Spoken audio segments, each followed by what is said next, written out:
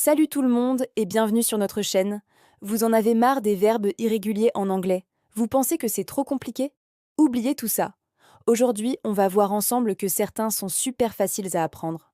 On va décortiquer les verbes irréguliers les plus simples, étape par étape, avec des exemples clairs et leur prononciation. Promis, à la fin de cette vidéo, vous les maîtriserez sans même vous en rendre compte. Et surtout, restez bien jusqu'au bout, car un petit exercice pratique vous attend pour tester vos nouvelles connaissances. Allez, on ne perd pas une minute, c'est parti. Commençons avec notre tout premier verbe, l'un des plus simples, to cut. Ça se prononce cut. En français, ça veut dire couper. Le truc génial avec ce verbe, c'est qu'il ne change jamais. Au présent, on dit I cut. Au prétérit, le passé simple, on dit I cut. Et au participe passé, on dit I have cut. Toujours cut, cut, cut. Facile, non? Par exemple, vous pouvez dire I cut the paper with scissors, je coupe le papier avec des ciseaux. Ou au passé, Yesterday I cut my finger. Hier, je me suis coupé le doigt. Vous voyez, c'est vraiment simple. Passons au deuxième verbe de notre liste, to put. Ça se prononce put. En français, ça signifie mettre ou poser. Et devinez quoi? C'est exactement comme to cut. Il ne change jamais de forme. C'est toujours put, put, put.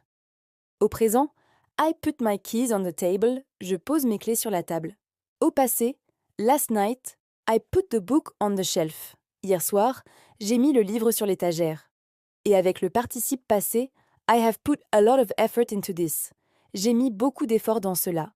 C'est un verbe que vous utiliserez tout le temps. Et maintenant, vous savez qu'il est super simple. Notre troisième verbe facile est to cost. Ça se prononce cost. En français, ça veut dire coûter. Encore une fois, c'est un verbe qui ne change pas. C'est cost, cost, cost. Par exemple, au présent.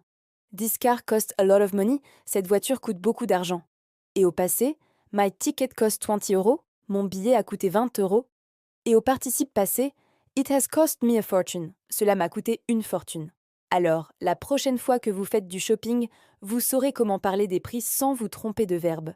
Quatrième verbe de notre liste magique, to hit. Ça se prononce hit. En français, ça veut dire frapper ou heurter. Et vous l'aurez deviné, c'est un autre verbe invariable. Hit, hit, hit.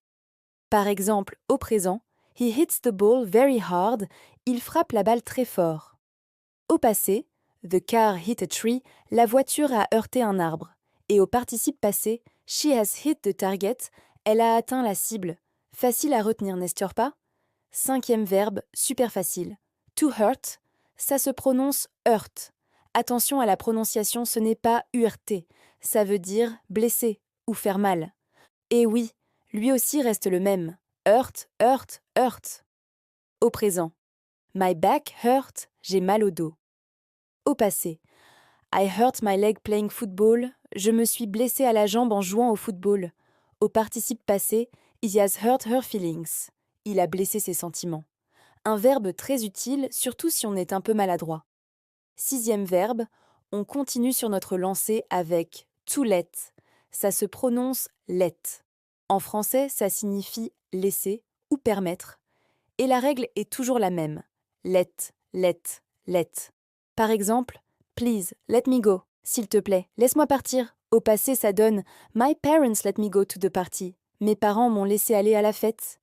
Et avec le participe passé, she has let her dog run in the park. Elle a laissé son chien courir dans le parc. Vous voyez, l'anglais peut être simple. Septième verbe, c'est to set. Ça se prononce set.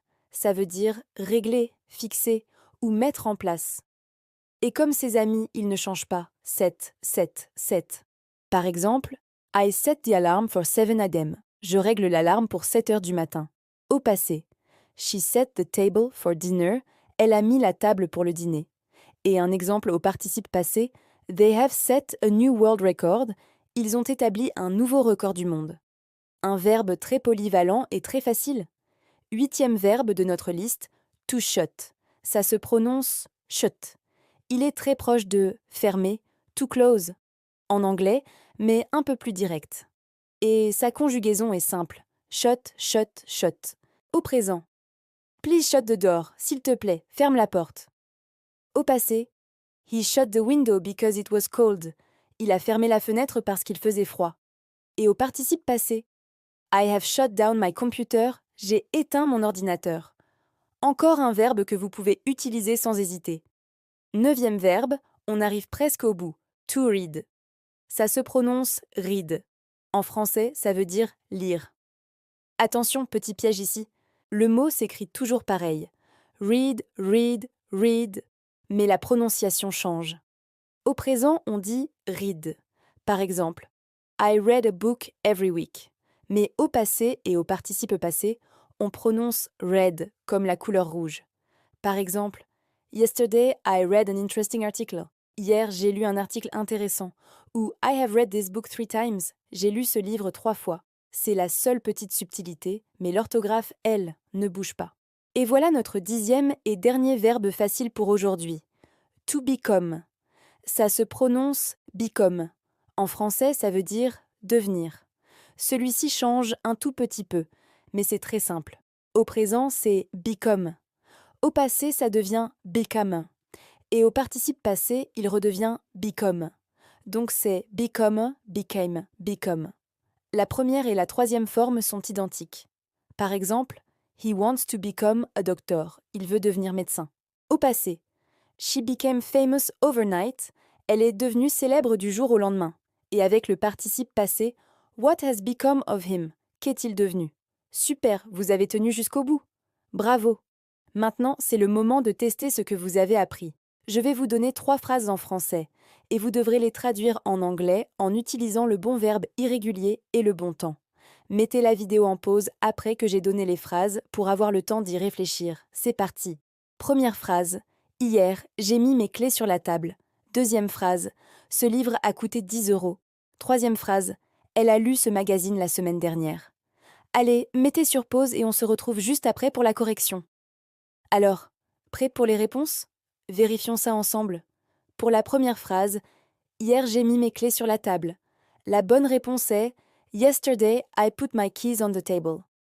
On utilise le verbe to put au passé, qui reste put. Pour la deuxième phrase, ce livre a coûté 10 €. Il fallait dire This book cost 10 €.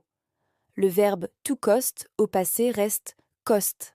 Et enfin, pour la troisième phrase, elle a lu ce magazine la semaine dernière. La traduction est She read this magazine last week. On utilise le verbe to read au passé, qui s'écrit pareil mais se prononce read. Alors, vous avez eu tout bon? Dites-le moi en commentaire. Si vous avez fait des erreurs, ce n'est pas grave du tout, c'est en pratiquant qu'on apprend. Et voilà, c'est tout pour aujourd'hui. J'espère que cette leçon vous a plu et surtout qu'elle vous a montré que les verbes irréguliers ne sont pas si effrayants. On a vu 10 verbes très courants et super faciles à mémoriser. Le secret, c'est de commencer par les plus simples et de les utiliser. N'hésitez pas à revoir la vidéo et à créer vos propres phrases. Si vous voulez continuer à apprendre l'anglais de manière simple et amusante, n'oubliez pas de vous abonner à la chaîne et d'activer la cloche pour ne manquer aucune nouvelle leçon. Merci d'avoir regardé et à très bientôt pour une nouvelle vidéo. See you soon!